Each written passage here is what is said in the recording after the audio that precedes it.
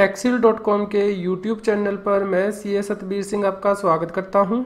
Regular update के लिए आप हमारे चैनल को सब्सक्राइब करें, नोटिफिकेशन बेल को प्रेस करना ना भूलें ताकि जैसे ही हम कोई नया अपडेट डालें आपके पास इमीडिएटली यह अपडेट पहुंच जाए।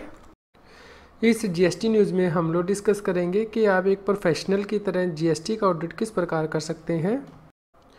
जीएसटी के अंतर्गत ऑडिट करने के लिए सबसे पहले प्रोफेशनल अपनी एक ऑडिट चेकलिस्ट बनाता है कि उसमें कौन से पॉइंट वो कवर करेगा, किस दिन वो ऑडिट करने जा रहा है और किस पीरियड का वो ऑडिट करने जा रहा है। इसके अलावा कौन से पॉइंट वह चेक करेगा और किस प्रकार वह चेक करेगा, इसके लिए वह अपनी एक ऑडिट चेकलिस्ट बना लेगा।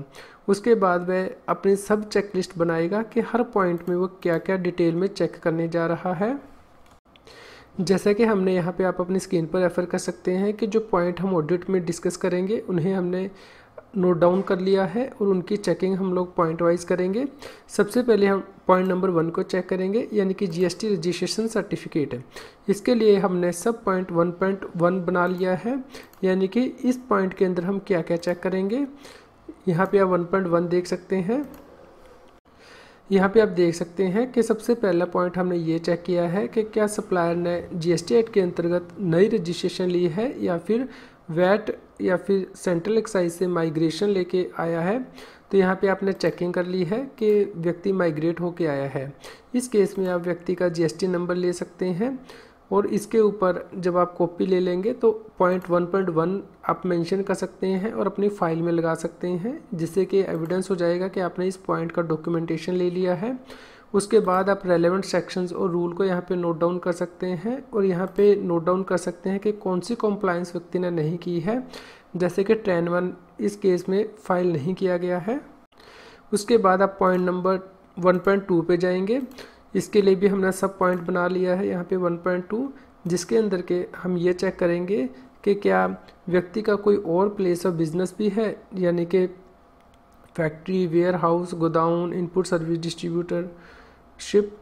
यहाँ पे आप देख सकते हैं कि हमने इस केस में अंडरटेकिंग ले ली है टैक्स पेयर से कि उसके कौन से प्लेस ऑफ बिजनेस हैं। अब हम इन प्लेस ऑफ बिजनेस को चेक करेंगे।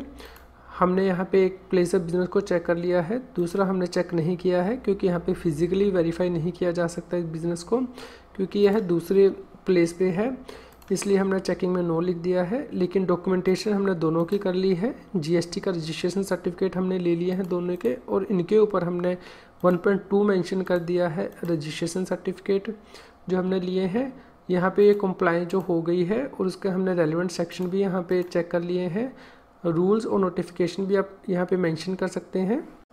चलिए अब चेक करते हैं हम पॉइंट नंबर 1.3, यानी कि क्या जीएसटी नंबर नेम बोर्ड पे डिस्प्ले किया गया है। इसके लिए हमने सब पॉइंट 1.3 बना लिया है अपनी एक्सेल शीट में।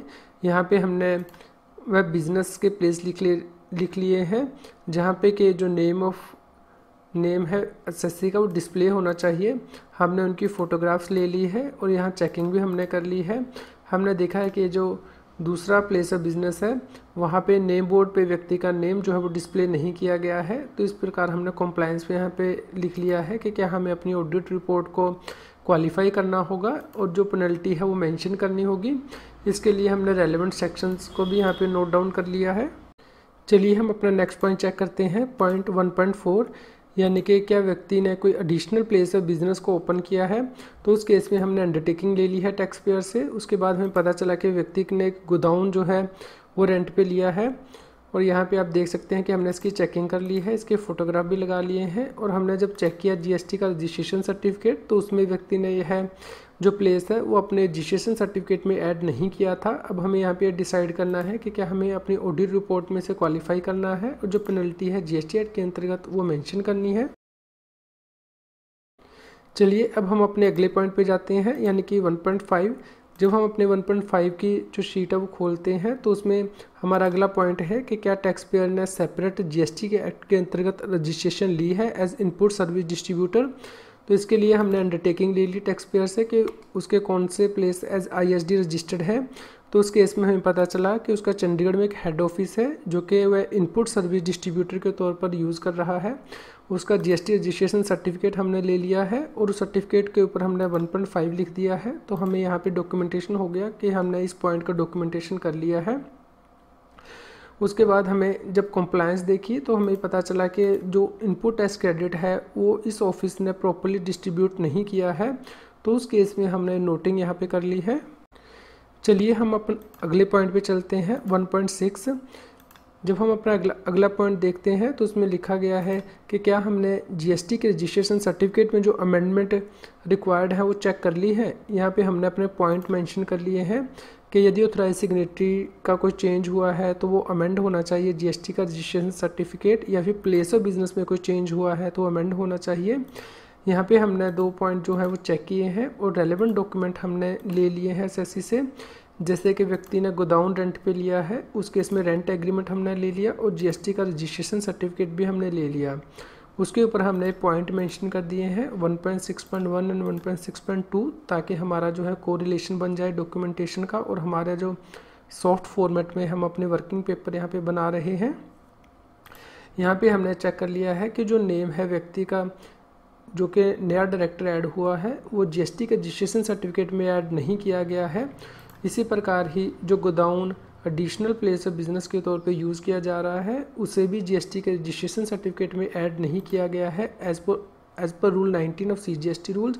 यानी कि विद इन 15 डेज ये जो चेंजेस हैं वो हमें जीएसटी के रजिस्ट्रेशन सर्टिफिकेट में करने थे लेकिन नहीं किए हैं, तो हम ये नोट डाउन कर लेंगे।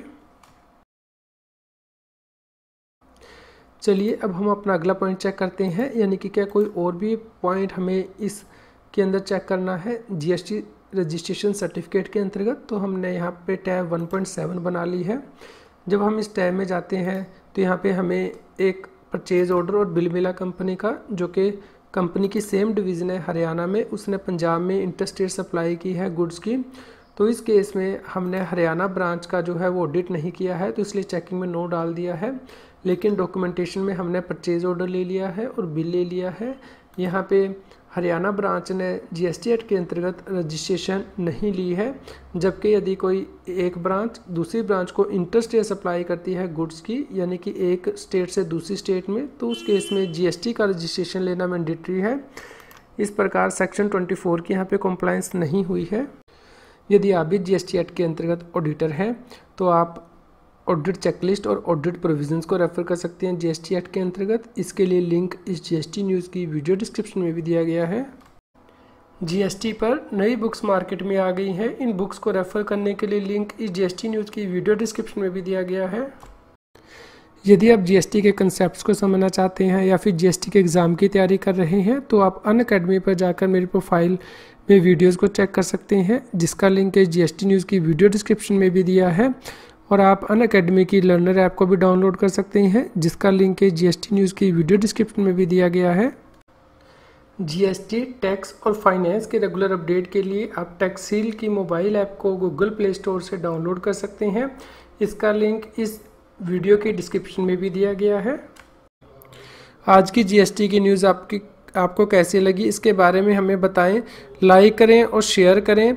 जितना अधिक आप लाइक करते हैं और शेयर करते हैं, उतनी ही अधिक हमें प्रेरणा मिलती है कि हम और भी अधिक अच्छी जीएसटी की न्यूज़ आप तक पहुंचा पाएं। यदि आप जीएसटी से रिलेटेड रेगुलर अपडेट्स अपनी ईमेल आईडी पर मंगवाना चाहते हैं तो आप हमारे न्यूज़लेटर को सब्सक्राइब कर सकते हैं, जिसका लिंक इस जीएसटी न्यूज़ की वीडियो डिस्क्रिप्शन में भी दिया गया है। यदि आप हमारे प्रीवियस जीएसटी न्यूज़ को सुनना चाहते हैं तो आप हमारे चैनल की प्लेलिस्ट को रेफर कर सकते हैं।